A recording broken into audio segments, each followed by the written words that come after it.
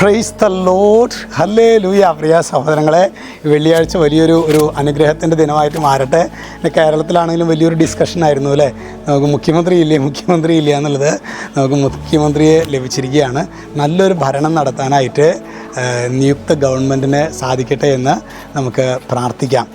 ഒപ്പം തന്നെ ഇന്ന് നമ്മൾ ധ്യാനിക്കുന്ന വചനം അത് റോമ 5:5 വചനം വെളിപ്പെടുത്തുകയാണ്.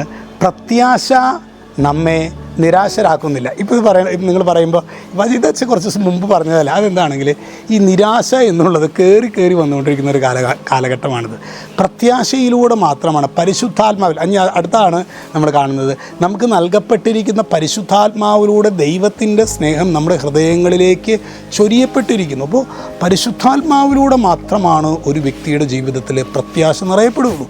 പ്രത്യാശയിൽ ഒരു വ്യക്തി ആഴപ്പെടാത്തിടത്തോളം കാലം നമ്മുടെ ജീവിതത്തിൽ, പ്രിയ സഹോദരങ്ങളെ, എന്തൊക്കെ സൗഭാഗ്യങ്ങൾ. ഇപ്പോൾ ഉദാഹരണത്തിന് നമ്മൾ ഏറ്റവും കൂടുതൽ ആഗ്രഹിക്കുന്ന ഒരു പ്രധാനമന്ത്രി, അല്ലെങ്കിൽ മുഖ്യമന്ത്രി, അമേരിക്കൻ പ്രസിഡൻറ്റ്, അല്ലെങ്കിൽ ഡോക്ടറേറ്റ്, അല്ലെങ്കിൽ ജോലി, വിവാഹം, കുഞ്ഞുങ്ങൾ, ഇതൊക്കെ നമുക്ക് കിട്ടിയാലും ഈ പ്രത്യാശ, പരിശുദ്ധാത്മാ പ്രചോദിതമായ പ്രത്യാശ ഇല്ലാത്തിടത്തോളം കാലം കുറച്ച് കഴിഞ്ഞാൽ അതെല്ലാം പിന്നെ നമ്മുടെ ജീവിത നിരാശയിലേക്ക് കുത്തി വീഴുന്ന എത്രയോ അനുഭവങ്ങൾ നമ്മുടെ മുൻപിലുണ്ട്. അതുകൊണ്ട് നമുക്ക് ഇന്ന് പ്രത്യാശ നമ്മെ നിരാശരാക്കുന്നില്ല എന്ന് പറയുമ്പോൾ, പരിശുദ്ധാത്മാവെ പ്രത്യാശയാൽ ഞങ്ങളെ നിറയ്ക്കണമേ നമുക്ക് പ്രാർത്ഥിക്കാം. ഈശോ നമ്മെല്ലാവരെയും സമൃദ്ധമായിട്ട് അനുഗ്രഹിക്കട്ടെ.